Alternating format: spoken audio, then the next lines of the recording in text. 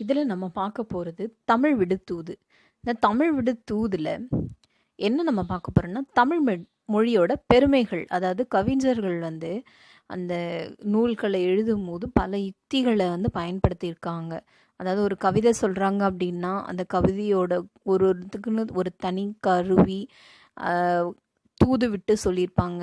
கிளி, அன்னம், விரலி, பணம், தந்தி, இது போல் நிறைய தூது மூலமாக நிறைய விஷயங்கள் சொல்லியிருக்காங்க. ஆனால் இந்த சிற்றிலக்கியத்தில் தமிழையே தூதா அனுப்பியிருப்பாங்க. ஸோ இதன் மூலமாக தமிழோட இனிமை, அதோட இலக்கிய வளம், பாச்சிறப்பு, சுவை, அழகு, திறம், தகுதி, இதை பற்றி எல்லாமே ரொம்ப சிறப்பாக சொல்லியிருக்காங்க. அதை பற்றி தான் இப்போ நம்ம பார்க்க போகிறோம். இதில் ஃபஸ்ட்டு சீர் பெற்ற செல்வம் அப்படின்னு சொல்லிட்டு ஒரு தலைப்பில் கொடுத்துருக்காங்க. அதோட விளக்கங்கள் எல்லாம் நம்ம அப்படியே பார்த்துடலாம். தித்திக்கும் தெள்ளமுதாய் தெள்ளமுதின் மேலான முத்திக்கனியே என் முத்தமிழே அப்படின்னு சொல்லியிருக்காரு. அதாவது இனிக்கும் தெளிந்த அமுதமாய் அந்த அமிழ்தினும் மேலான வீடு பேற்றை தரும் கனியே அப்படின்னு சொல்றாங்க. முத்தமிழேன்னு சொல்றாரு. முத்தமிழ்னா இயல், இசை, நாடகம், இந்த மூன்றும் சேர்ந்து விளங்குற என் தமிழே அப்படின்னு சொல்லியிருக்காரு. புத்திக்குள் உண்ணப்படும் தேனே உன்னோடு உவந்து உரைக்கும் விண்ணப்பம் உண்டு விளம்ப கேள் அப்படின்றாரு. அதாவது அறிவால் உண்ணப்படும் தேனே, உன்னிடம் நான் மகிழ்ந்து விடுவிக்கும் வேண்டுகோள், விண்ணப்பம் இல்லை வேண்டுகோள் ஒன்று உள்ளது, அதை கேட்பாயா, விளம்ப கேள் அப்படின்னு சொன்னா அதை கேட்குவாயா அப்படின்னு கேட்குறாரு. மண்ணில் குரம் என்றும் பள்ளு என்றும் கொள்வார், கொடுப்பாய்க்கு உறவு என்று முயன்று இனத்தும் உண்டோ அப்படின்னு சொல்றாரு. அதாவது தமிழே, உன்னிடத்துல குறிஞ்சி பல்லுன்னு 2 நூல் இருக்கு. அந்த 2 நூல்களையும் புலவர்கள் பாடி சிறப்பு கொள்கிறார்கள். நீயும் அவற்றை எடுத்து படிக்க எடுத்து கொடுக்கிறாய். அதனால் உனக்கு தாழிசை, துறை, விருத்தம் என்னும் மூவகை பாலினங்களும் உறவும் ஏதேனும் உண்டோ? அதாவது மூவகையான பாவினங்கள் சொல்றாங்க. தாழிசை, துறை, விருத்தம். அதுக்கும் உனக்கும் ஏதாவது தொடர்பு இருக்கா, உறவு இருக்கா அப்படின்னு கேட்குறாரு. திறம் எல்லாம் வந்து என்றும் சிந்தாமணியாய் இருந்த உன்னை சிந்து என்று சொல்லிய நாச்சிந்துமே அப்படின்னு சொல்றாரு. அதாவது பாவின் நிறம் அனைத்தும் கைவரப் பெற்று என்றுமே சிந்தாமணியாய் இருக்கும் உன்னை சிந்து என்று நின் பெருமைக்கு தகுமோ அப்படின்னு சொல்லிட்டு அப்படி சொல்ற அந்த கூறிய நான் வந்து இற்று விழும் அன்றோ அப்படின்னு சொல்றாரு. சிந்தாமணி அப்படின்றது கெடாத மணி அப்படின்ற அர்த்தம். சிந்து அப்படிங்கிறது பாடல்கள ஒரு வகையான ஒரு பாடல், அதுதான் சிந்து அப்படின்னு சொல்லுவாங்க.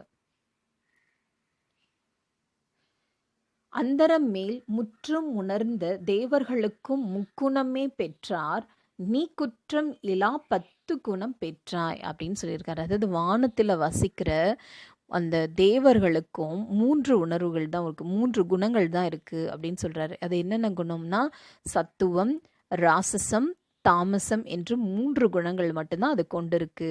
ஆனா உனக்கோ 10 குணங்கள், 10க்கு மேல் அந்த குற்றங்கள் இல்லாத அந்த எதுவுமே இல்லாமல், அதாவது செறிவு, தெளிவு, சமநிலை, இன்பம், ஒழுகுநிலை, உதாரம், உய்த்தல், பொருண்மை, காந்தம், வலி, சமாதி, இந்த மாதிரியான 10 குணங்களையும் அவங்க வலியுறுத்தி சொல்றாங்க. இந்த 10 குணங்கள் வந்து உனக்கு இருக்கே அப்படின்னு சொல்றாங்க. மற்றொருவர் ஆக்கிய வண்ணங்கள் 5 மேல் உண்டோ, நீ நோக்கிய வண்ணங்கள் 100 உடையாய் அப்படின்னு சொல்றாரு. அது மனுஷனால் உண்டாக்கப்பட்ட வண்ணங்கள் என்னன்னு பார்த்தீங்கன்னா வெண்மை, சிவப்பு, கருப்பு, மஞ்சள், பச்சை, இந்த 5 நிறத்திற்கு மேல வேற எதுவுமே கிடையாது. ஆனா நீயோ புலவர்கள் கண்டடைந்த குரில், அகவல், தூங்கிசை, வண்ணம், இது மாதிரியா இருக்கிற வண்ணங்கள் வந்து 100 இருக்கு, உனக்கு 100 வண்ணங்கள் உனக்கு இருக்கு அப்படின்னு சொல்றாரு. நாக்குலமும் ஊனரசம் 6 அல்லால் உண்டோ, செவிகள் உணவுக்கு ஆன உணவு ஆன நவரசம் உண்டாயினார் அப்படின்றார். அதாவது நாவின் மீது பொருந்தும் குறைபாடுள்ள சுவை வந்து 6க்கு மேலே கிடையாது, ஆனால் உனக்கோ விருந்தளிக்கும் 9 சுவைகளை பெற்றுள்ளாய் அப்படின்னு சொல்கிறாரு. தமிழை அடைய பெறாத மற்றவருக்கு அழியாத அழகு அப்படின்னா நம்மளது அதுதான் இங்கே சொல்கிறாரு. ஏனோர்க்கு அழியா, மற்றவருக்கு அழியாத அழகு. வனப்புன்னா அழகு. ஒன்று அல்லது அதிகமுண்டோ ஒழியா வனப்பு 8 உடையாய் அப்படின்னு சொல்கிறாரு.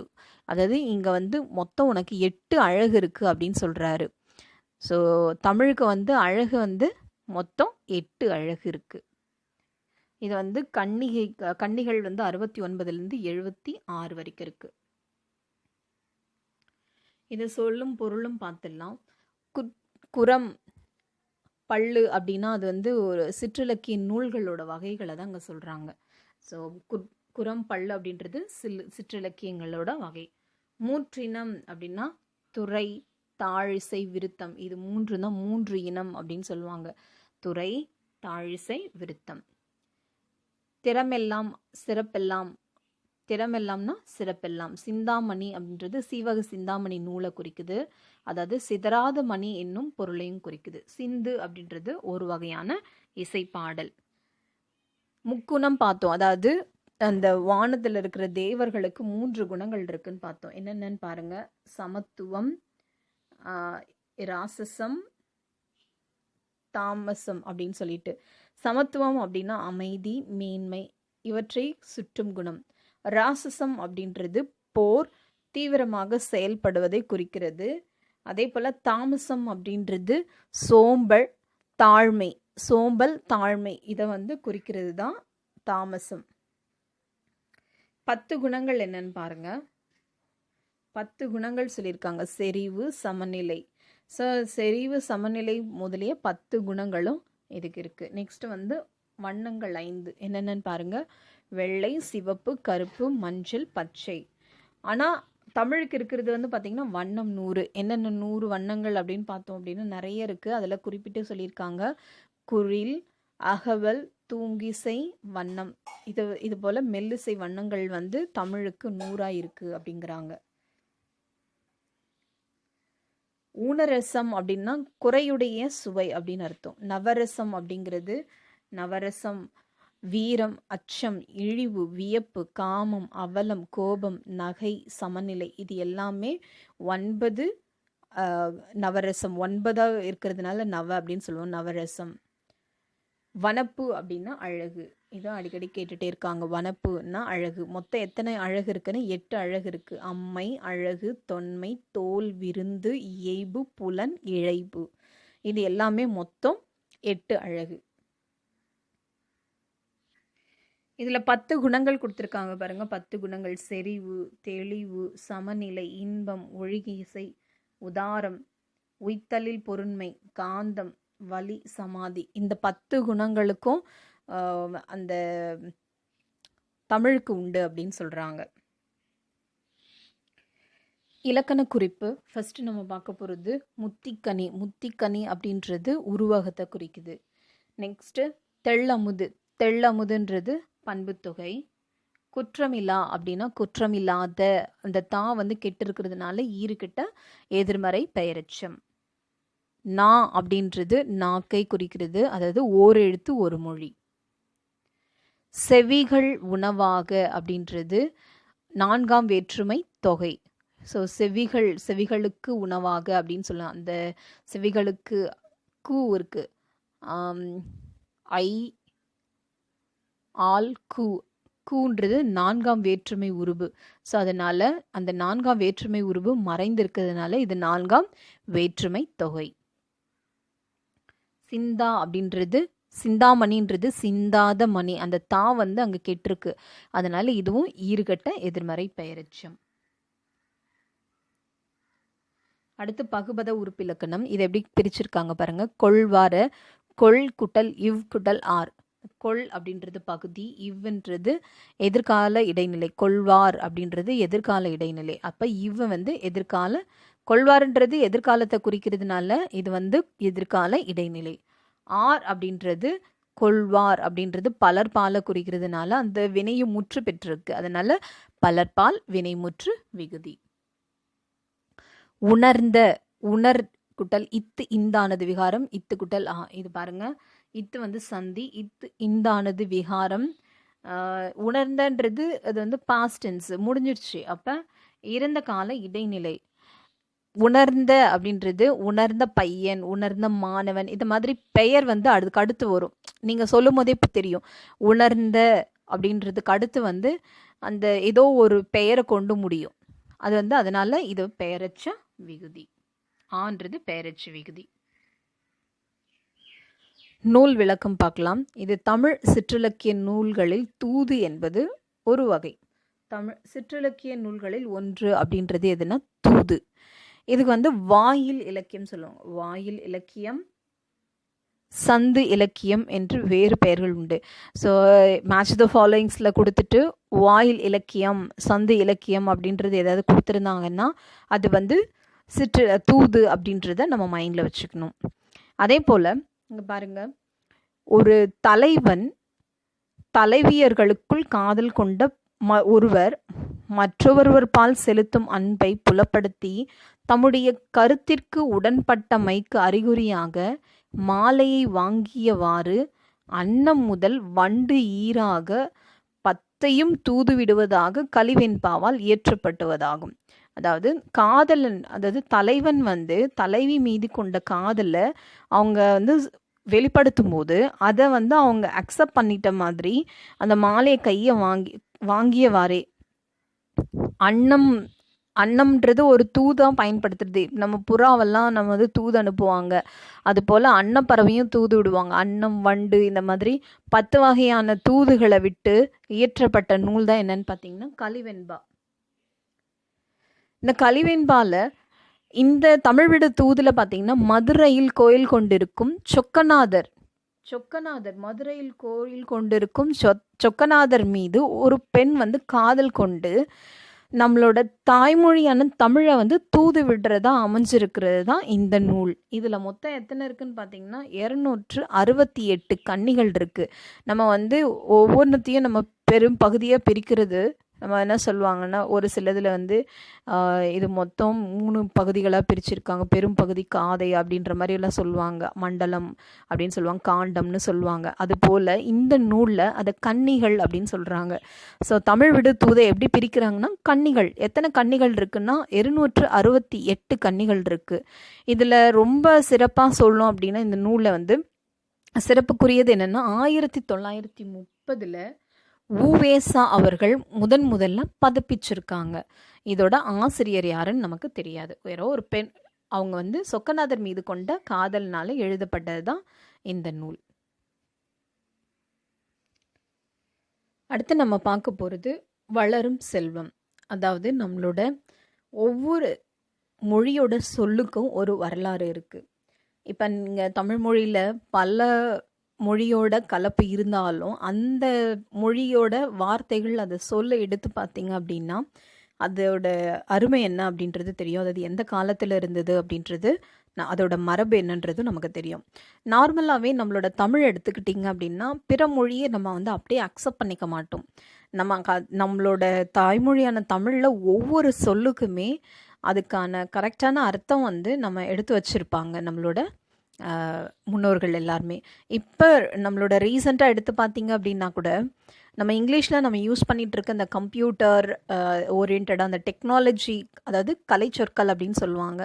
ஸோ அதுக்கெல்லாம் கூட அதுக்கு தகுந்த மாதிரி நம்மளோட மொழி வந்து புதுப்பிச்சுட்டே தான் போயிட்டுருக்கே தவிர இதுக்கு மீனிங் எல்லாம் நமக்கு இல்லை, டிரான்ஸ்லேட் பண்ண முடியல அப்படின்ற மாதிரி எதுவுமே கிடையாது. ஸோ அதை பற்றி தான் நம்ம இந்த நூலில் நம்ம இந்த பாடத்தில் நம்ம படிக்க போகிறோம். தமிழில் ஆங்கிலத்திற்கு இருக்கிற அந்த சொற்களை நம்ம அப்படியே நம்ம வந்து பயன்படுத்துகிறதே கிடையாது. தமிழ் சொற்கள் வந்து நம்ம உருவாக்கி வச்சுருக்காங்க நம்மளோட தமிழ் அறிஞர்கள். ஸோ அதுக்கு எடுத்துக்காட்டாக நம்ம கொடுத்துருக்காங்க.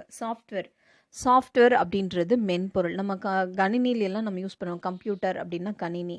ஸோ இந்த கணினியில் நிறைய நம்ம மென்பொருள்கள் அதெல்லாம் யூஸ் பண்ணிகிட்டு இருப்பாங்க, அதாவது சாஃப்ட்வேர். ஸோ சாஃப்ட்வேர் அப்படின்றது என்னென்னா மென்பொருள். நெக்ஸ்ட் வந்து ப்ரௌசர். ப்ரௌஸ் பண்ணுறோம் அப்படின்னு சொல்லுவாங்க. ப்ரௌசர்னா உளவி அப்படின்னு அர்த்தம். க்ராப் பண்ணுறது. இப்போ பிக்சர்ஸ் ஏதாவது இருந்ததுன்னா க்ராப் பண்ணுவோம். இந்த க்ராப் என்னன்னு சொல்லுவாங்கன்னா செதுக்கி அப்படின்னு சொல்லுவாங்க. கர்சர் வந்து என்ன சொல்லுவாங்க? ஏவி இல்லைன்னா சுட்டி அப்படின்னு சொல்லுவாங்க. சைபர் ஸ்பேஸ் அப்படின்னா இணைய வெளி அப்படின்னு அர்த்தம். சர்வர்ன்றது வையக விரிவு வலை. வழங்கி. சர்வர்ன்றது வையக விரிவு வலை வழங்கி. ஃபோல்டர் எல்லாத்தையும் நம்ம என்ன பண்ணுவோம்? ஃபோல்டருக்குள்ளே போட்டு வைப்போம். உரைக்குள்ளே போட்டு வைக்கிறது தான் ஃபோல்டர். லேப்டாப் அப்படின்றது மடிக்கணினி. ஸோ இந்த மாதிரி நம்மளோட தமிழுக்குன்னு பொதுவாகவே நம்ம வந்து தமிழ் வந்து தனிச்சு இயங்குகிற ஒரு மொழி அப்படின்றதுக்கு இதெல்லாமே ஒரு முக்கியமான எடுத்துக்காட்டுன்னு சொல்லலாம். வளர்ந்து வர்ற டெக்னாலஜிக்கு இணையாக தமிழ் வந்து இன்னும் தமிழை வந்து புதுப்பிச்சுட்டே தான் போதே தவிர தனித்து இயங்குகிற அந்த ஆற்றலும் தமிழுக்கு உண்டு. இதே நம்ம கணிதம் எடுத்துக்கிட்டோம்னா கணிதத்தில் 1, 10, 100, 1000 அப்படின்ற மாதிரியான எண்ணிக்கைகளுக்கும் நமக்கு வந்து தெரியும். ஆனால் இதே நமக்கு எண்கள் வந்து பின்னங்களாக இருக்குது. இப்போ 1/320, 1/160 இந்த மாதிரியாக இருக்கிற எண்களுக்கெல்லாம் நமக்கு நேம் இருக்கா அப்படின்னு கேட்டிங்கன்னா கண்டிப்பாக இருக்குது. நம்மளோட முன்னோர்கள் வந்து ரொம்ப ரொம்ப அறிவாளிங்க. அது தமிழ் வந்து உண்மையிலே பார்க்கும்போது ரொம்ப பிரமிப்பாக இருக்குது. இதுக்கெல்லாம் மீனிங் கொடுத்துருக்காங்க, இதுக்கெல்லாம் நேம் வச்சுருக்காங்க பாருங்கள். வேறு எந்த மொழியிலுமே இந்த மாதிரி கிடையாது. ஸோ அதை தான் இப்போ பார்க்க போகிறோம் நம்ம. இது எப்படி வந்தது அப்படின்றத நான் டிஸ்கிரிப்ஷனில் லிங்க் கொடுத்துருக்கேன். இது ப்ரீவியஸ்லாகவே நான் அந்த வீடியோ போட்டிருக்கேன். இது எப்படி நம்ம வந்தது, எப்படி இதை வந்து அரை வீசல்னு சொல்கிறாங்க, கால் வீசல்னு சொல்கிறாங்க அப்படின்றது எல்லாமே உங்களுக்கு நான் ரொம்ப தெளிவாக கொடுத்துருக்கேன். அதை டிஸ்கிரிப்ஷன் லிங்க்கில் கொடுக்குறேன். அதை நீங்கள் போய் பார்த்துக்கோங்க.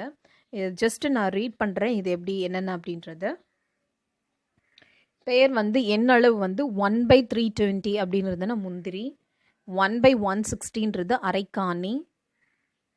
அரைக்காணி முந்திரியை வந்து 3/320ன்னு சொல்லுவோம். காணின்றது 1/80. கால் வீசம் அப்படின்றது 1/64. அரைமா அப்படின்றது 1/40. அரை வீசம் அப்படின்றது 1/32.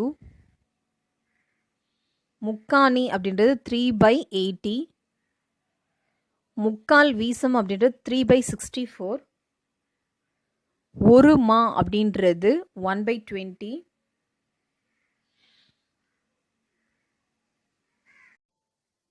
ஹலோ ஃப்ரெண்ட்ஸ், இந்த 9th ஸ்டாண்டர்டில் தமிழ் அதாவது பின்னங்களாக கொடுக்கும்பொழுது அது நமக்கு என்ன தெரியும்? கால், அரை, முக்கால் அந்த மாதிரி தான் தெரியுமே தவிர எழுத்துக்கள் அந்த பின்னங்கள் அதிகமாகும்போது நம்மளோட எண்ணிக்கை என்னன்றது நமக்கு தெரியாது. ஆனால் நம்மளோட முன்னோர்கள் வந்து அதையும் கண்டுபிடிச்சி வச்சுருக்காங்க. அதை பற்றி தான் இப்போ நம்ம பார்க்க போகிறோம். இந்த வீடியோவோட கடைசியில் வந்து இது எப்படி ஞாபகம் வச்சுக்கிறது, இது எப்படி கால்குலேட் பண்ணியிருக்காங்க அப்படின்றத நான் உங்களுக்கு சொல்லியிருக்கேன். முந்திரி அப்படின்னா 1/320ன்னு அர்த்தம். 1/320ன்றது முந்திரி. அரைக்காணி அப்படின்றது 1/160.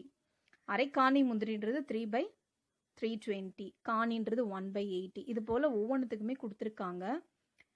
இதில் மாக்காணி அப்படின்றது பார்த்திங்கன்னா 5/80. 5/80ன்றது மாக்காணி. இதை நம்ம கேன்சல் பண்ணோம்னா நமக்கு 1/16 வரும். அதாவது வீசம்னா 1/16. இதுக்கு பின்னாடி இதோட அட்டாச்சாக நான் அதை கொடுத்துருக்கேன். இதை எப்படி கால்குலேட் பண்ணணுன்ட்டு அதை பார்த்துக்கோங்க.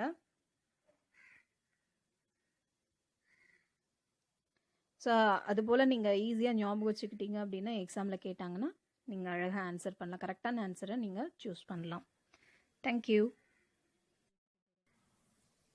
ஹாய் ஃப்ரெண்ட்ஸ், இன்றைக்கி நாம் தமிழில் 9th ஸ்டாண்டர்டில் எண்ணிக்கை அப்படின்னு சொல்லிட்டு ஒரு டைட்டில் இருக்குது. அதில் மா, ஒரு மா, இருமா, மூமா, 4 மா அந்த மாதிரி நிறைய விஷயங்கள் கொடுத்துருக்காங்க. ஒரு சில விஷயங்கள் நம்ம ஞாபகம் வச்சுக்கிட்டோம் அப்படின்னா மற்றது எல்லாமே ரொம்ப ஈஸியாக இருக்கும். இது ஷார்ட்கட்டு தான். இது எப்படி போகிறது அப்படின்றத பார்க்கலாம். இதை எல்லாருமே மனப்பாடம் பண்ண முடியாது. ஸோ அதனால தான் இதை நம்ம இந்த மாதிரி போடுறோம். ஃபஸ்ட்டு நமக்கு என்ன இருக்கிறதுனா மா ஞாபகம் வச்சுக்கோங்க. மான்றது 1/20. 1/20 ஞாபகம் வச்சுக்கோங்க.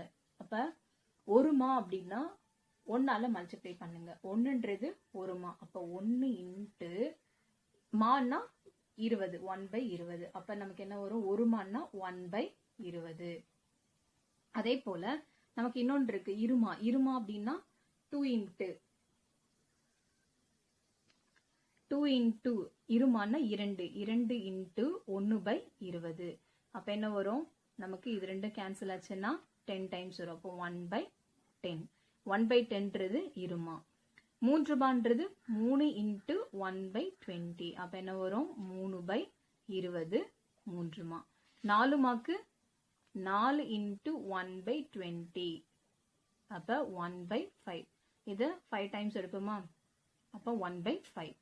இது மாதிரி ஈஸியா போட்டோம் அப்படின்னா நமக்கு ஞாபகம் வந்துடும். இப்போ ஒருமான்னா என்ன அப்படின்னு கேட்குறாங்கன்னா 1/20 இன்ட்டு 1ஆல மல்டிப்ளை பண்ணணும். அதே போல வீசம். வீசம் அப்படின்னா 16. 1/16 ஞாபகம் வச்சுக்கோங்க.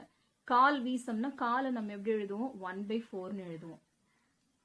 1/4னா கால். கால் இன்ட்டு 1/16. இது ரெண்டுத்தையும் மல்டிப்ளை பண்ணுங்க. நமக்கு என்ன வரும்? 64ன்னு வரும். ஸோ 1/64னா கால் வீசம். அரை வீசம்னா 1/2னா அரை. 1/2 இன்ட்டு 16னா 32. 1/32. முக்கால் வீசம். முக்கால் நம்ம எப்படி எழுதுவோம்? 3/4ன்னு எழுதணும். முக்கால் 3/4 இன்ட்டு 1/16. அப்போ இது எப்படி எழுதலாம்? 3/64. 3 வீசம்னா 3 இன்ட்டு 1/16. அதாவது 3/16. அடுத்து நம்ம பார்க்க போறது காணி. காணி அப்படின்னது 80 ஞாபகம் வச்சுக்கோங்க. காணினா 80. அரை காணினா அரை எப்படி எழுதலாம்? 1/2 இன்ட்டு காணிக்கு 1/80. அப்ப 160. அரை காணின்றது 1/160. முக்காணின்றது 3 இன்ட்டு 1/80. ஸோ இது கேன்சல் ஆகுதுன்னு பாருங்க.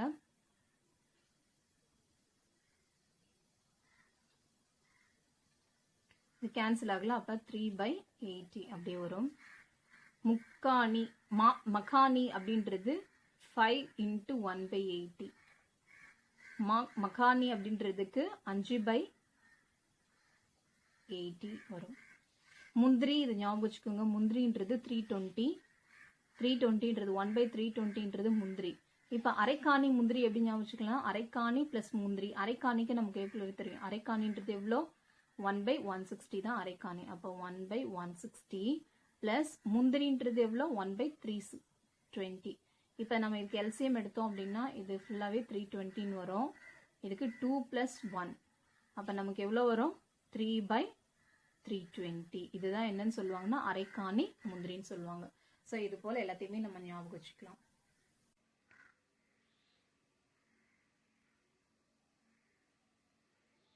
மாகாணி அப்படி இல்லைன்னா வீசம்னு சொல்லுவாங்க.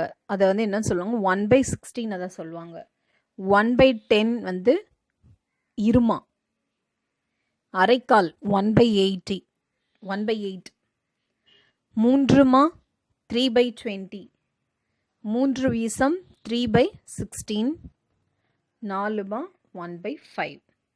ஸோ இந்த மாதிரி பின்ன இலக்கங்களுக்கும் தமிழில் அழகாக நியமிச்சிருக்காங்க. இது மட்டும் இல்லாமல் நம்மளோட தமிழர்கள் வந்து கடல் துறையிலையும் பெரிய முன்னேற்றம் அந்த காலத்திலே இருந்திருக்கு. அதுக்கு எக்ஸாம்பிள் பார்த்தீங்க அப்படின்னா சங்க இலக்கியத்தில் நாவாய், வங்கம், தோணி, களம் அப்படின்ற பல வகையான கடற்கலன்கள் வந்து குறிப்பிட்டிருக்காங்க. அது குறிப்பிட்டு சொல்லியிருக்காங்க. நம்ம வந்து இங்கிலீஷில் நம்ம என்ன சொல்லுவோம்னா நேவி அப்படின்னு சொல்லுவோம். கடல் சார்ந்தது வந்து நேவி அப்படின்னு சொல்லுவோம். ஆனால் இது எதிலிருந்து வந்ததுன்னா நம்ம தமிழ் சொல்லாகிய நாவாய் அப்படின்றதுலேருந்து தான் நேவியே ஆகியிருக்கு. ஸோ அப்போ நம்மளோட தமிழ்லேருந்து தான் இந்த நேவி அப்படின்றது உருமாறி நமக்கு போயிருக்கு. அது மட்டும் இல்லை, நமக்கு தொன்மையான மொழிகளில் கிரேக்க மொழியும் ஒன்று. அந்த கிரேக்க மொழியிலேயே நம்மளோட தமிழ் மொழி கலந்துருக்கு. நம்மளோட தமிழ் மொழியை தான் அவங்க வந்து யூஸ் பண்ணியிருக்காங்க. அதுக்கு எடுத்துக்காட்டு இருக்குது. எரித்திரை அப்படின்றது அவங்க எரித்திரான் அப்படின்னு சொல்லியிருக்காங்க. கலன் அப்படின்றத கலாயுகோய் அப்படின்னு சொல்லியிருக்காங்க. நீரை பாருங்கள், நீரியோஸ், நீரிய அப்படின்ற மாதிரி அவங்க மொழியில் வச்சுருக்காங்க. நாவாய் அப்படின்றத நாயு அப்படின்னு மாற்றி வச்சுருக்காங்க. தோணி அப்படின்றத தோனிஷ் அப்படின்னு அந்த மாதிரி மாற்றி வச்சுருக்காங்க. இது எல்லாத்துக்குமே மூலம் எதுன்னு பார்த்தீங்கன்னா நம்மளோட தமிழ் மொழி தான். கிரேக்க மொழியே தொன்மையான மொழி. அந்த மொழிக்கே நமக்கு எடுத்து கொடுத்துருக்கோம்னா அப்போ நம்மளோட தமிழ் வந்து எந்த அளவுக்கு தொன்மையானதுன்னு பாருங்க. நம்ம தமிழர்கள் வந்து பண்டை காலத்தில் கடல் சார்ந்த துறையில் மட்டும் முன்னேற்றம் அடையல, கவிதையிலையும் முன்னேற்றம் வச்சுருக்காங்க. கவிதையியல்லையும் முன்னேற்றம் இருந்திருக்கு. அதாவது நம்ம தமிழில் என்ன சொல்வோம், நமக்கு பா அப்படின்றது தெரியும். பா அப்படின்றது ஒவ்வொரு வகையான பாடல்கள், அது ஒவ்வொன்றுத்துக்கும் தனித்தனியான ஓசை இருக்குது அப்படின்றது நமக்கு தெரியும். இதே நம்ம தொன்மையான மொழிகளில் ஒன்றுன்னா அந்த கிரேக்கத்தில் நம்ம என்ன சொல்லியிருக்காங்கன்னா, அவங்களோட தொன்மையான காப்பியமான இலியாத் அப்படின்றது, இலியாத்தில் என்ன சொல்லியிருக்காங்க, பாயியோனா அப்படின்னு சொல்லிட்டு குறிப்பிட்டிருக்காங்க. அதாவது அப்பல்லோ என்னும் கடவுளுக்கு பாடப்படுவது தான் பா அப்படின்றாங்க. இந்த பா வகையில் வந்து நமக்கு தெரியும் வெண்பாவோட ஓசை என்னன்றது நமக்கு நல்லாவே தெரியும். அது வந்து செப்பல் ஓசை உடையது. இதே கிரேக்கத்தில் நீங்கள் போனீங்க அப்படின்னா அவங்க அதை என்ன சொல்கிறாங்கன்னா சாப்போ அப்படின்னு சொல்கிறாங்க. நம்ம செப்பல் ஓசைன்னு சொல்கிறோம். அவங்க வந்து அந்த வெண்பாவை அந்த வடிவங்களில் என்ன சொல்கிறாங்கன்னா சாப்போ அப்படின்னு சொல்கிறாங்க. இது அப்படியே என்ன நாளடைவில் என்ன ஆயிடுச்சு அப்படின்னா அந்த ஆங்கிலத்தில் வரும்போது சேஃபிக் ஸ்டான்ஸா அப்படின்ற மாதிரி மாறிடுச்சு. அதே போல் பா வகையில் இளிவரல் அப்படின்றது துன்ப நேரத்தில் பாடுற ஒரு பாடல். அதாவது துன்ப சுவையுடைய தமிழ் இலக்கணங்களை சுட்டுகிறது அப்படின்னு சொல்கிறாங்க. இதே கிரேக்க மொழியில் பார்த்தீங்க அப்படின்னா இது என்ன சொல்கிறாங்கன்னா இலிக்கியா அப்படின்னு சொல்கிறாங்க. இலிக்கியா அப்படின்றது கிரேக்கத்தில் துன்ப சுவையுடைய பாடல்கள் அப்படின்னு அர்த்தம். இது வந்து 8ஆம் நூற்றாண்டை சார்ந்தது. இந்த இளிவரல் அப்படின்றது 8ஆம் நூற்றாண்டை சார்ந்தது.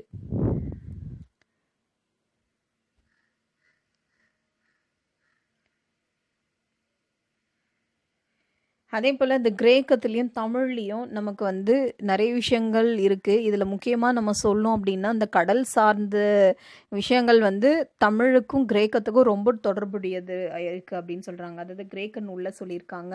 கிரேக்க நூலில் தமிழ்நாட்டை பற்றியும் அதோட கடல் வழி வந்த விஷயத்தை பற்றியும் நமக்கு அது சொல்லியிருக்காங்க. அதாவது குறிப்பிட்டு சொல்லணும் அப்படின்னா எரித்ரீசியன் ஆஃப் த பெரிபுலஸ் அப்படின்னு சொல்கிறாங்க. அதாவது பெரிஃபிலஸ் ஆஃப் த எரித்ரியன் சி அப்படின்ற அந்த நூலில் வந்து தமிழ் சொல் இருக்கிறதா சொல்கிறாங்க. அந்த தமிழ் சொல் என்ன அப்படின்னு பார்த்தீங்கன்னா எரித்திரை அப்படின்றது கடல் சார்ந்த பெரிய புலம் அப்படின்ற மாதிரி அர்த்தம். ஸோ இதில் வந்து இது மூலமாக நம்ம என்ன சொல்கிறோன்னா நம்மளோட தமிழ் வந்து ரொம்ப தொன்மை வாய்ந்தது அப்படின்றது ரொம்ப ஸ்ட்ராங்காக இந்த இடத்துல எவிடன்ஸாக கொடுக்குறாங்க. அதே போல் நம்மளோட தமிழ் மொழி பார்த்திங்கன்னா நாளுக்கு நாள் வளர்ச்சி அடைஞ்சிட்டே தான் போகுது. தத்துவம், அரசியல், வணிகம், பொறியியல், இந்த மாதிரி மருத்துவம், எந்த ஒரு ஃபீல்டில் நம்ம வந்து முன்னேற்றம் அடைஞ்சாலும் புதுசாக ஏதாவது கண்டுபிடிப்பு இருந்தாலும் அதுக்கு தகுந்த மாதிரியான பெயர்கள் வந்து நம்மளோட தமிழ் மொழிக்கே உரியது. அது தனித்துவமாக இன்னும் செயல்பட்டு தான் வருது. அது இன்னும் முன்னேற்றம் அடைந்து இன்னும் புதுப்பித்து தான் வளர்ந்துட்டே தான் இருக்கும் அப்படின்றத நம்ம அறிஞ்ச ஒன்று. ஸோ நம்மளோட தாய்மொழி அத்தனை தொன்மையானது அண்ட் அதே போல் வளர்ந்து சிறப்பு பெறக்கூடிய ஒரு தனி அந்தஸ்தை பெற்றது தான் நம்மளோட தமிழ்மொழி. அடுத்து நம்ம பார்க்க போகிறது தொடர் இலக்கணம். இந்த தொடர் இலக்கணத்தில் ஃபஸ்ட்டு நம்ம பார்க்கலாம் எட்வர்ட் வந்தான். இதில் எட்வர்ட் அப்படின்றது ஒரு பெயர்ச்சொல். இந்த பெயர்ச்சொல் இந்த தொடர், அதாவது இந்த தொடருக்கு அடிப்படையாக அமைஞ்சிருக்கிறது என்னன்னு பார்த்தீங்கன்னா இந்த பெயர்ச்சொல் தான். ஸோ அதனால இந்த பெயர்ச்சொல் வந்து எழுவாய் அப்படின்னு சொல்லுவாங்க. ஒரு தொடர் வந்து எழுவதற்கு அடிப்படையாக இருக்கிறது எழுவாய் அப்படின்னு சொல்லுவாங்க. அப்போ இங்கே எட்வர்ட் அப்படின்றது எழுவாய். இதே எங்கே பாருங்க, கனகாம்பரம் பூத்தது அப்படின்றது ஒரு வினைச்சொல். இந்த வினைச்சொல்ல வந்து பயனிலையாக இருக்குது. வினைச்சொல்லே வந்து பயனிலையாக இருக்குது. அதாவது பூத்தது அப்படின்றது ஒரு பயனிலை. ஸோ ஒரு தொடரின் பயன் நிலைத்து நிற்கும் இடத்தை பயனிலை அப்படின்னு சொல்லுவாங்க. ஒரு தொடரின் பயன் நிலைத்து இருக்கும் இடத்தை என்னன்னு சொல்லுவாங்கன்னா பயனிலை அப்படின்னு சொல்லுவோம். அடுத்து பாருங்க, மீனா கனகாம்பரத்தை சூடினாள். மீனா அப்படின்றது ஒரு பெயர்ச்சொல். இந்த பெயர்ச்சொல் வந்து இங்கே என்னவா இருக்குன்னா எழுவாயாக இருக்குது. பயனிலை என்னன்னு பார்த்தீங்கன்னா சூடினாள். சூடினாள்ன்றது ஒரு பயனிலை. இங்க இன்னொரு ஒரு பெயர் இருக்கு பாருங்க, கனகாமரம். கனகாமரம் என்பது ஒரு பெயர் சொல்லுதான். ஆனா, இங்க பயனிலைக்கு அடிப்படையா இருக்கிறது, எழுவாய்க்கும் பயனிலைக்கும் அடிப்படையா இருக்கிறது என்னன்னு பார்த்தீங்கன்னா, இந்த கனகாமரம். அதை என்னன்னு சொல்லுவாங்கன்னா, செய்யப்படு பொருள் அப்படின்னு சொல்லுவாங்க. அதாவது ஒரு வினை செய்வதற்கு அதற்கு அடிப்படையாக தேர்ந்தெடுக்கப்பட்ட ஒரு பொருள் தான் என்னன்னு சொல்லுவாங்கன்னா, செய்யப்படு பொருள். அப்ப கனகாமரம், மீனா சூடினாள். எதை சூடினாள்? கனகாமரத்தை சூடினாள். எது அடிப்படையா இருக்குன்னா, கனகாமரத்தை அடிப்படையா இருக்கு. ஸோ அப்ப அது என்னன்னு சொல்லுவாங்கன்னா, செய்யப்படு பொருள் அப்படின்னு சொல்லுவாங்க. இங்க ஒரு ஹிண்ட் கொடுத்துருக்காங்க பாருங்க. அதாவது என்ன சொல்லியிருக்காங்கன்னா, ஒரு தொடர்ல வந்து எழுவாயும் செய்யப்படு பொருளும் பெயர் சொல்லாக இருக்கலாம். எழுவாயும் செய்யப்படு பொருளாகவும் ரெண்டுமே வந்து பெயர் சொல்லாக இருக்கலாம். ஆனால் பயனிலை வந்து அந்த தொடரின் பயன் நிலைத்து இருக்கும் இடம் தான் பயனிலை அப்படின்னு சொல்லுவாங்க. ஒரு தொடரில் செய்யப்படு பொருள் இருக்கணும் அப்படின்றது கட்டாயமே கிடையாது. ஸோ அந்த செய்யப்படு பொருள் இருந்ததுன்னா அந்த தொடரில் அந்த அதுக்கான விளக்கம் வந்து ரொம்ப கிளியராக இருக்கும். ஸோ செய்யப்படு பொருள் தான் இன்னும் கிளியராக இருக்கும். இப்போ மீனா சூடினாள், எதை சூடினாள் அப்படின்னும் போது கனகாமரத்தை சூடினாள்ன்ற போது இன்னும் கொஞ்சம் கிளியராக இருக்கு. இதே மீனா சூடினாள் அப்படின்னா ஏதோ பூவை தான் சூடியிருக்கா அப்படின்றது நமக்கு நல்லா தெளிவாகவே தெரியுது. ஆனால் கனகாமரத்தை சூடினாள்ன்றது இன்னும் செய்யப்படு பொருள் வந்து ரொம்ப கிளியராக இருக்குது. ஸோ அதனால செய்யப்படு பொருள் ஒரு தொடரில் இருக்கணும் அப்படின்றது ஒரு கட்டாயமே கிடையாது. இதில் படித்தாய் இருக்குது. இந்த தொடரில் படித்தாய் அப்படின்றது ஒரு பயனிலை. இது யார் படித்தார்கள், அந்த படித்தாய் அப்படின்றது ஒரு ஆண் பாலா பெண் பாலா எதுவுமே குறிப்பிடல. ஸோ அப்போ இங்கே எழுவாய் வந்து வெளிப்படையாக தெரியல. வெளிப்படையாக தெரியாத காரணத்தினால இது என்னன்னு சொல்லுவாங்கன்னா, தோன்றா எழுவாய் அப்படின்னு சொல்லுவாங்க. படித்தாய் அப்படின்றது ஒரு பயனிலை. அதில் அந்த எழுவாய் வெளிப்படையாக இல்லாததுனால இது என்னன்னு சொல்கிறோம்? தோன்றா எழுவாய்ன்னு சொல்கிறோம். அதுக்கடுத்து பாருங்க, நான் வந்தேன் அப்படின்றது ஒரு வினை வந்து முற்று பெற்றுச்சு. வினைமுற்று இந்த வந்தேன் அப்படின்ற வினைமுற்று பயனிலையா வந்திருக்கு. அப்ப வினை பயனிலைன்னு சொல்லுவோம். இது என்னன்னு சொல்லுவோம்னா வினை பயனிலை. வந்தேன் அப்படின்ற ஒரு வினைமுற்று தான் பயனிலையா வந்திருக்கிறதுனால இது வினை பயனிலை. இதை எங்க பாருங்க, சொன்னவள் கலா இங்க பெயர்ச்சொல் வந்து பயனிலையா வந்திருக்கிறதுனால இது என்னன்னு சொல்லுவாங்கன்னா பெயர் பயனிலை அப்படின்னு சொல்லலாம்.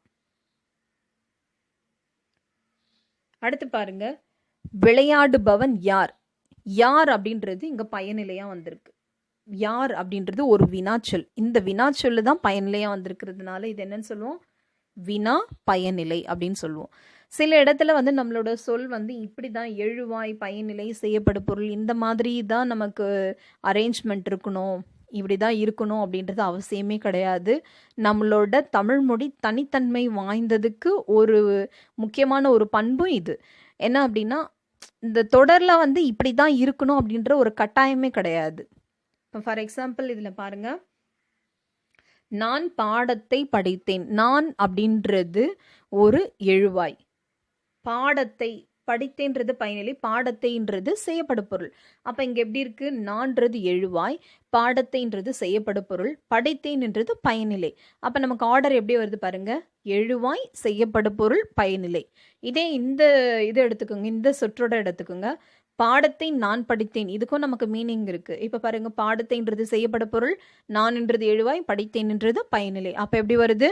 செய்யப்படு பொருள் எழுவாய் பயனிலை. இப்போ இங்கே பாருங்க, படித்தேன் நான் பாடத்தை. இதில் ஃபர்ஸ்ட் படித்தேன்ன்றது பயனிலை, நான்ன்றது எழுவாய், பாடத்தைன்றது செய்யப்படு பொருள். அப்போ ஆர்டர் எப்படி வருது? பயனிலை எழுவாய் செய்யப்படு பொருள் அப்படின்னு வருது. இங்கே பாருங்க, இன்னொன்று பாருங்க, நான் படித்தேன் பாடத்தை. நான் என்றது எழுவாய், படித்தேன் என்றது பயனிலை, பாடத்தைன்றது செய்யப்படு பொருள். இந்த ஆர்டர்லேயும் வரும். பாடத்தை படித்தேன் நான், பாடத்தைன்றது செய்யப்படு பொருள், படித்தேன் என்றது பயனிலை, நான் என்றது எழுவாய். ஸோ இந்த மாதிரி ஆர்டர் எப்படி வேணாலும் இருக்கலாம். இதுதான் நம்மளோட தமிழோட தனிச்சிறப்பு. இன்னொன்று பாருங்க, அன்பரசன் நல்ல பையன். இதில் அன்பரசன் நல்ல பையன் அப்படின்றது நல்ல அப்படின்னு ஒரு வார்த்தை இருக்கு பாருங்க. அன்பரசன் நல்ல பையன். அன்பரசன் யாரு? ஒரு எழுவாய். அந்த எழுவாய் பெயர்ச்சொல் தான் அந்த எழுவாயா வந்திருக்கு. அதுக்கு ஒரு அடையா வந்திருக்கிறதுனால இது என்னன்னு சொல்றோம் அப்படின்னா பெயரடை அப்படின்னு சொல்லுவோம். பெயர் சொல்லுக்கு எழுவாயாக வரும் பெயர் சொல்லுக்கு அடையாக வர்றதுனால இது என்னன்னு சொல்றாங்க? பெயரடை. அதே இங்க பாருங்க, மகிழ்நன் மெல்ல வந்தான். மெல்ல அப்படின்றது அந்த வர்றது, அந்த வந்தான் அப்படின்றது ஒரு வினை. ஸோ அந்த வினை சொல்லுக்கு அடையாக வருது, மெல்ல வந்தான். அப்போ வினை சொல்லுக்கு அடையா வருது, வினை பயனிலைக்கு அடையாக வர்றதுனால இது என்னன்னு சொல்றாங்க? வினை அடை அப்படின்னு சொல்றாங்க. ஸோ வினை பயனிலைக்கு அடையாக வருகிறது. ஸோ அதனால இதை வினை அடை அப்படின்னு சொல்றாங்க. இப்போ இதில் பாருங்க, ஒரு சொற்றொடர் கொடுத்துருக்காங்க. இதில் பார்க்கும்போது இன்னும் கொஞ்சம் நம்ம கிளியராக புரியும். மாணவர்கள் கால்பந்து விளையாடி கொண்டிருக்கிறார்கள். எங்கும் விளையாட்டு, மகிழ்ச்சியின் ஆரவாரம். கண்ணன் முகமதுவை நோக்கி பந்தை என்னிடம் உருட்டு என்று கத்தினான். முகமது பந்தை கண்ணனிடம் உருட்டினான். பந்து உருண்டது. கண்ணன் முகமது மூலம் பந்தை உருட்டி வைத்தான் அப்படின்னு சொல்லியிருக்காங்க. இதில் பாருங்க, பந்து உருண்டது அப்படின்னு சொன்னால் பந்து உருண்டது. அதாவது உருண்டது அப்படின்றது ஒரு வினை. பயனிலை அப்படின்றது எழுவாய் இன்றி, அதாவது பயனிலை வினையின் பயன் எழுவாய் சேருமாயிரு, அது தன்வினைன்னு சொல்லுவோம். பந்து உருண்டது, பந்துன்றது இங்கே ஒரு எழுவாய், உருண்டதுன்றது ஒரு பயனிலை. ஸோ இது எதை சார்ந்து இருக்குது அப்படின்னு பார்த்தீங்கன்னா பந்தை சார்ந்து. பந்து தானாகவே அதுவே உருண்டது அப்படின்ற மாதிரி நமக்கு எழுவாயாகவே எழுவாயே சேர்றதுனால இது என்னன்னு சொல்கிறாங்க? தன்வினை அப்படின்னு சொல்கிறாங்க. இதே எங்கே பாருங்க, பந்தை உருட்டினான். பந்தை உருட்டினான் அப்படிங்கும் போது யார் உருட்டினது? பந்தை உருட்டினான். அப்போ வினையின் பயன் எழுவாயை அன்றி, எழுவாய் இங்கே என்னன்னு பார்த்தீங்கன்னா பந்து தான், ஆனால் உருட்டினான்னு வருது, பந்து சார்ந்தது இல்லை. ஸோ இந்த மாதிரி தன்னை சாராமல் வேறொருத்தர் சார மாதிரி இருக்கிறது என்னன்னு சொல்லுவாங்கன்னா பிறவினை அப்படின்னு சொல்லுவாங்க. பந்து உருண்டதுன்றதுல உருண்டது பந்து, பந்து உருண்டது அப்படின்றது இந்த பயனில் எழுவாய கொண்டிருக்கிறதுனால தன்வினை. பந்தை உருட்டினான், உருட்டினான்றது வேற ஆளு, ஆனால் இங்கே எழுவாய் என்னன்னா பந்து. அப்போ இது பிறவினை. அதே இங்கே பாருங்க, உருட்ட வைத்தான் அப்படின்ட்டு இருக்கு. உருட்ட வைத்தான் அப்படின்றது ஒரு காரண வினை. ஏன் இதை காரண வினை அப்படின்னு சொல்கிறோம் அப்படின்னா, தன்னை எழுவாய் தன் வினையை நிகழ்த்தாமல் வினை நிகழ்த்தியதற்கு காரணமாக இருப்பது தான் காரண வினை அப்படின்னு சொல்லி. யார் காரணம்? யாரோ ஒருத்தர் உருட்ட வைத்தாங்க, உருட்ட வைத்தான். அப்போ அந்த வினைக்கு காரணமானது என்ன? அவங்க உருட்ட வைத்ததுனால தான் அது உருண்டுச்சு. ஸோ அதனால தான் இது காரண பெயர். அந்த வினை நிகழ்விற்கு காரணமாக இருப்பது அது காரண வினை அப்படின்னு சொல்கிறோம். அதே போல் இந்த காரண வினையில் வி பி அப்படின்ற விகுதிகள் வரும். விகுதிகளில் வி பி இது கேட்கறதுக்கு நிறைய சான்சஸ் இருக்குது. அதே போல் வினை துணை வினைகள் என்னன்னு பார்த்தீங்கன்னா, இப்போ உருட்ட வைத்தான் அப்படின்றது, அப்போ இதே செய்ய வைத்தான், பண்ணுவித்தான் அப்படின்ற மாதிரி வரும். ஸோ இது எல்லாமே துணை வினைகள். காரண வினைக்கு நமக்கு துணையாக இருக்கிறதுனால இது துணை வினைகள்னு சொல்லுவோம். அப்போ இது ஃபுல்லாக என்னன்னு சொல்லுவாங்கன்னா காரண வினைகள் சொல்லுவாங்க. உருட்ட வைத்தான், பண்ண வைத்தான், செய்ய வைத்தான் அப்படின்ற வரது எல்லாமே என்னது? காரண வினைகள்.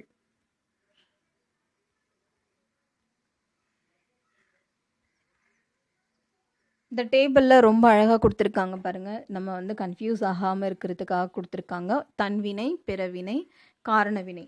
ஃபர்ஸ்ட் நடந்தான். நடந்தான்றது ஒரு தன்வினை, அவனே நடக்கிறான், தன்வினை.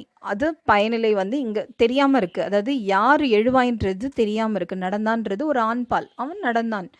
இதே பிறவினையாக மாற்றணும் அப்படின்னா நடத்து அப்படின்றது, நடந்தான நடத்து அப்படின்றது பிறவினையாகும். இதே காரண பெயர்னா நடத்த செய்தான், நடத்த செய்தான். யாரோ ஒருத்தவங்க அவங்க ஃபோர்ஸ் பண்ணுறாங்க, அந்த மாதிரி மீனிங்கில் ஒரு காரண பெயர். ஸோ அவங்கள நடக்க வச்சது யார் அப்படின்னா வேற ஒரு ஆள்.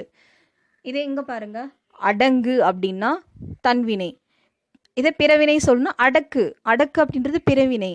அடக்க செய்தாள் இல்லை அடக்க செய்தான் அப்படின்றது காரண வினை. அதே போல் திருந்தினான். திருந்தினான்னா தன்வினை, அவனே செஞ்சுக்கிறான், தன்வினை. திருத்தினான்றது பிறர் செய்கிறது, திருத்தினான். திருத்த செய்தான் அப்படின்றது காரண பெயர். அவன் ஃபோர்ஸ் பண்ணுற மாதிரி திருத்த செய்தான் அப்படின்றது காரண பெயர். இதே ஆடினான் பாருங்க, ஆடினான் அப்படின்றது தன்வினை, அவனே ஆடினான். ஆட்டினான் அப்படின்றது ஒருத்தவங்க வேற ஒருத்தவங்க ஆட செய்கிறாங்க, ஆட்டினான். இதே ஆட்டுவித்தான், ஆட வைத்தான் அப்படின்றது காரண பெயர். இங்கே பாருங்கள் கரெக்டாக அந்த வைத்தான், ஆட்டுவித்தான், இதெல்லாமே வந்து நமக்கு கிளியராக தெரியும். ஒருத்தவங்க ஃபோர்ஸ் பண்ணுற மாதிரி ஒரு காரணமாக இருக்கும். அதனால தான் அந்த வினையால், அவங்க ஃபோர்ஸ் பண்ணதுனால தான் அந்த வினை நடந்தது அப்படின்ற மாதிரி வர்றது தான் காரண வினை. அதே செய்தான் பாருங்க, செய்தான் அப்படின்றது தன்வினை. இதை எப்படி பிறவினையை மாற்றலாம்? செய்வித்தான், செய்வித்தான் அப்படின்றது பிறவினை. காரண பெயர் செய்ய வைத்தான், அது காரண பெயர். வா அப்படின்றது தன்வினை. பிறவினை எப்படின்னா வருவித்தான். இதே காரண பெயர் வந்து வர வைத்தான். இது கொஞ்சம் கன்ஃபியூஸ் ஆவீங்க, கொஞ்சம் பார்த்துக்குங்க. வருவித்தான் அப்படின்றது பிறவினை. அவன் வந்து வர சொன்னாங்க, வருவித்தான் அப்படின்றது. வர வைத்தான் அப்படின்றது ஒருத்தவங்க ஃபோர்ஸ் பண்ணி வர வைக்கிறது தான் வர வைத்தான் அப்படின்றது. அடுத்து கான், கான்ன்றது தன்வினை, பார்க்கறது கான். பிறவினைன்றது காட்டு, பிறவினை. இதே காரண பேர்னா காட்டுவி அப்படின்றது பிறவினை. இதுவும் கொஞ்சம் இம்பார்ட்டண்ட்டு, காட்டுவி அப்படின்றது. அதே போல தான் ஆடு, ஆடுன்றது தன்வினை, பிறவினை வந்து ஆட்டு, காரண வினை பார்த்தீங்கன்னா ஆட்டுவி. அப்பா சொன்னார், குமுதா இலையில் உள்ள இட்லியை விரைந்து சாப்பிடு, அடுத்து தோசை வரப்போகிறது. அவள் சாப்பிட்டு முடிப்பதற்குள் தோசை வைக்கப்பட்டது. இப்போ இதில் பாருங்க, அப்பா சொன்னார் அப்படின்றது அது என்னன்னா செய்வினை தொடர். அப்பா சொன்னார் செய்வினை. இதே தோசை வைக்கப்பட்டது அப்படின்றது செய்யப்பாட்டு வினை. இது எப்படி நம்ம கண்டுபிடிக்கலான்னு பாருங்க. செய்வினை அப்படின்றது அப்பா சொன்னார், அவரே சொல்றாரு, செய்வினை அவரே செய்யறாருன்னு செய்வினை. இதே தோசை வைக்கப்பட்டது அப்படின்றது யாரால் வைக்கப்பட்டது? மேபி அம்மா சமைச்சிருப்பாங்க. தோசை அம்மாவால் வைக்கப்பட்டது. ஸோ யாரோ ஒருத்தரால் வைக்கப்பட்டது. இந்த ஆள் அப்படின்றது அது வந்து மறைஞ்சிருக்கும். ஸோ தோசை வைக்கப்பட்டது, யாரால் வைக்கப்பட்டது அப்படின்ற ஒரு கேள்வி வந்து இங்கே மறைஞ்சிருக்கு. ஸோ அது வந்து செய்யப்பாட்டு வினை. இது இன்னும் சிம்பிளாக சொல்லணும் அப்படின்னா இங்கே பாருங்க, இன்னும் கொஞ்சம் புரியுற மாதிரினா, பாட்டு பாடுகிறாள். பாட்டு பாடுறான்னா அவ தான் பாடுறா. பாட்டு பாடுறாள்னா அது வந்து செய்வினை. இதே பாட்டு அவளால் பாடப்பட்டது, பாட்டு அவளால் பாடப்பட்டது. இந்த அவளால் அப்படின்றது ஆள் அப்படின்ற ஒரு உருவம் வந்து மறைஞ்சிருக்கும். பாட்டு அவளால் பாடப்பட்டது, அப்ப செய்யப்பாட்டு வினை. அதே போல படு என்னும் துணை வினை சொல் செய்யப்பாட்டு வினை தொடரில் சேர்ந்து வருகிறது. இதுவும் கேட்பாங்க, படு அப்படின்றது. அதே போல படு போலவே உன் பெரு அப்படின்ற துணை சொற்களும் நமக்கு செய்யப்பாட்டு பொருளை வரும். ஃபார் எக்ஸாம்பிள், கோவன் கொலையுண்டான், கோவலன் கொலையுண்டான், உன் அப்படின்றது வருது. உன் அப்படின்றது ஒரு மறைப்பொருளாக இருக்குது, கொலையுண்டான் உன். அதே போல் பெரு அப்படின்றது நமக்கு வரும். பெரு அப்படின்னு வந்தாலும் அது வந்து துணை வினையை செய்யப்பாட்டு வினையாக அமைக்கிறதுக்கு உதவுது. அதே போல் பார்த்தீங்கன்னா, ஆயிற்று, போயிற்று, போனது அப்படின்ற எச்சமும் நமக்கு வெளிப்படையாக காட்டும். இது வந்து செய்யப்பாட்டு வினை அப்படின்னு சொல்லிட்டு. ஃபார் எக்ஸாம்பிள் இதில் பாருங்க, ஓவியம் குமரனால் வரையப்பட்டது. இது ஆள் அப்படின்றது நமக்கு தெரிஞ்சிட்டோம். அப்போ கரெக்டாக நம்ம சொல்லிடலாம், இது செய்யப்பாட்டு வினை. இதை கீழே பாருங்க, வீடு கட்டி ஆயிற்று, ஆயிற்றுன்னு வந்திருக்கு. ஸோ அந்த எச்சம் வந்து ஆயிற்று அப்படின்ற அந்த ஒரு எச்சமோட சேர்ந்து வர்றதுனால இது என்னன்னு சொல்லுவாங்கன்னா செய்யப்பாட்டு வினைமுற்று. அதே போல் இங்கே பாருங்க, சட்டி உடைந்து போயிற்று, ஆயிற்று, போயிற்று, போனது. இதில் பாருங்க, போனதுக்கு பணம் காணாமல் போனது. இதெல்லாமே வந்து செய்யப்பாட்டு வினைகளுக்கான எக்ஸாம்பிள்ஸ். குறிப்பு கொடுத்துருக்காங்க, செய்பவரை முதன்மைப்படுத்தும் வினை செய்வினை. நம்ம ஏற்கனவே பார்த்தோம். அவள் பாடினாள் அப்படின்றது, பாடினாள் அப்படின்றது ஒரு வினை. அந்த வினை வந்து முதன்மைப்படுத்துறது யாருன்னா செய்பவரை முதன்மைப்படுத்துது. அப்போ அது வந்து செய்வினைன்னு சொல்லுவோம். இதே செய்யப்பாட்டு பொருள் அப்படின்னு பார்த்தீங்கன்னா, வினை வந்து செய்யப்பாட்டு வினை என்பது முதன்மை வினையை வந்து செய்யப்படும் பொருளை வந்து முதன்மையாக வச்சுருக்கும். ஸோ அதுதான் என்னன்னு சொல்லுவாங்கன்னா செய்யப்பாட்டு பொருள் அப்படி வினை அப்படின்னு சொல்லுவாங்க. தொடர் வகைகள் பார்க்கலாம். தொடர் வகைகளில் ஃபஸ்ட்டு நம்ம பார்க்குறது மன்னன் வந்தான். மன்னன் வந்தான் அப்படின்றது, மன்னன் யாரு? எழுவாய். மன்னன் எழுவாய். அப்போ இது வந்து எழுவாய் தொடர். அடுத்து பாருங்க, வந்தான் மன்னன். வந்தான் அப்படின்றது ஒரு வினை முற்று. ஒரு தொடர் ஆரம்பிக்கும் போது வினை முற்று பெற்ற ஒரு அந்த வினை வந்து வருது அப்படின்னா அந்த வினை முற்று தொடர். அப்போ வந்தான் மன்னன் அப்படின்றது வினைமுற்று தொடர். கண்டேன் சீதையை அப்படின்னு சொல்லுவாங்க, அதுவும் வினைமுற்று தொடர் தான். அண்ணனோடு அப்படின்றது ஓடு அப்படின்றது ஒரு வேற்றுமை உருபு. அப்ப இது என்னதான் வேற்றுமை தொடர். வருவான், அண்ணனோடு வருவான் அப்படின்றது ஓடு அப்படின்றது ஒரு வேற்றுமை உருபு இருக்கிறதுனால இது வேற்றுமை தொடர். நண்பா கேள், நண்பா அப்படின்றது விழிக்கிறது, கூப்பிடுறது. நண்பா அப்படின்றது கூப்பிடுறது, அப்ப இது விழித்தொடர். நண்பா கேள் அப்படின்றது விழித்தொடர். உண்ணச் சென்றான், உண்ணச் சென்றான்றது ஒரு உண்ணச் சென்றான் அப்படின்றது ஒரு ஒரு வினை எச்சம். இது வந்து எச்சமா இருக்கிறது. உண்ணச் சென்றான்றது தெளிவா நமக்கு தெரியுது. அப்ப இது தெரிநிலை வினையச்சு தொடர். உண்ணச் சென்றான்றது உண்ண அப்படின்றது ஒரு எச்சமா இருக்கிற வினையச்சம். உண்ணச் சென்றான், ஓ இது தெரிநிலை வினை எச்ச தொடர். இதே பாருங்க, இது பாருங்க, நன்கு பேசினான். நன்கு பேசினான், பேசினான்றது ஒரு வினை. அதுக்கு அடைமொழியா வர்றது என்னன்னு பார்த்தீங்கன்னா நன்கு. அப்ப வினைக்கு அடையா வர்றதுனால இது என்ன, ஏற்கனவே பார்த்தோம் வினையடை அப்படின்ட்டு பார்த்தோம். இது வந்து வினையடை தொடர். அப்படி இல்லைன்னா வினை எச்சத்தை வந்து நம்ம குறிப்பிட்டு சொல்றதுன்னா இது குறிப்பு வினையெச்ச தொடர். பாடும் குயில், பாடும் குயில் இது வந்து பார்த்தீங்கன்னா தெரிநிலை பெயரச்ச தொடர். ஸோ அந்த பாடும் குயில் வந்து இந்த குயில் வந்து குயில்ன்றது ஒரு பெயர். இதுல பாடும் குயில், பாடுகின்ற குயில் அப்படின்ற அந்த இது தெரிநிலை பெயரச்சமா இருக்கிறதுனால இது வந்து தெரிநிலை பெயரச்ச தொடர். இனிய காட்சி, இனிய காட்சி, இந்த காட்சி அப்படின்றது ஒரு பெயரச்சம். ஸோ அந்த பெயருக்கு அடையா வர்றது தான் அந்த இனிய அப்படின்றது. ஸோ அப்போ இது வந்து என்னது, பெயரடை. அந்த பெயர் சொல்லுக்கு அடையா வர்றதுனால இது பெயரடை தொடர் அப்படின்னு சொல்லலாம். இதே இந்த பெயரச்ச தொடருக்கு வந்து குறிப்பா வருது, இனிய காட்சி அப்படின்றது குறிப்பா வர்றதுனால இது பெயரச்ச தொடர். அடுத்து பாம்பு பாம்பு, வா வா வா அப்படின்றது அடுக்கு தொடர். நமக்கு வந்து பிரிச்ச பொருள் வரணும். பாம்பு பாம்பு பிரிச்சோன்னா பாம்பு, பாம்புக்கு மீனிங் இருக்கு. வா வா வா பார்த்தீங்கன்னா வாவை பிரிச்சோன்னா வான்றது மீனிங் இருக்கு. ஸோ பிரிச்சா பொருள் வர்றது அடுக்கு தொடர். அடுத்து பயன்பாட்டு தொடர்கள். இந்த பயன்பாட்டு தொடர்களில் பாருங்க, அப்துல் நேற்று வந்தான் இருக்கு. அப்துல் நேற்று வந்தான். ஸோ அது வந்து எழுவாயை மட்டுமே குறிக்கிறதுனால அது தன்வினை தொடர். அப்துல் நேற்று வரவழைத்தான், யாரோ ஒருத்தவங்க வந்து அவனை வரவழைச்சிருக்காங்க. அப்ப இது வந்து பிறவினை. கவிதா உரை படித்தாள், கவிதா உரை படித்தாள்ன்றது செய்வினை. அப்ப இது ஒரு வினையை வந்து செய்திருக்கா, அப்ப செய்வினை. இப்ப பாருங்க, இங்க உரை கவிதாவால் படிக்கப்பட்டது, ஆள் அப்படின்னு வந்துருச்சு. நம்ம ஆள் வந்தவன் என்ன சொன்னா செய்யப்பாட்டு வினைன்னு சொன்னா, அப்ப செய்யப்பாட்டு வினைத்தொடர். குமரன் மழையில் நனைந்தான், இந்த உடன்பாட்டு வினை. குமரன் வந்து மழையில நனைஞ்சான், அவனே உடன்பட்டு அது போற, அப்ப உடன்பாட்டு வினைத்தொடர். நனையிறது, மழையில் நனையிறதுன்றது ஒரு வினை. குமரன் மழையில் நனையவில்லை, இது எதிர்மறையா இருக்கு. வினை வந்து எதிர்மறை, வரவில்லை, நனையவில்லை, இந்த மாதிரி இருக்கிறது வந்து எதிர்மறையான ஒரு வினைத்தொடர். ஸோ அப்போ இது வந்து எதிர்மறை வினைத்தொடர். என் அண்ணன் நாளை வருவான். இதுல பாருங்க, என் அண்ணன் நாளை வருவான் அப்படின்றது ஒரு இன்ஃபர்மேஷன் கொடுக்குறாங்க. அப்ப இது செய்தி தொடர். எவ்வளவு உயரமான மரம், அப்ப ஆச்சரியக்குறி இருப்பார். எவ்வளவு உயரம் ஆ அப்படின்னு வரும், இல்லைன்னா ஆச்சரியக்குறி வரும். இந்த மாதிரி இருந்தாவே ஒரு சிம்டம்ஸ் ஐயோ அப்படின்னு இருக்கும். இது எல்லாமே உணர்ச்சி போகிறது, உணர்ச்சி தொடர்.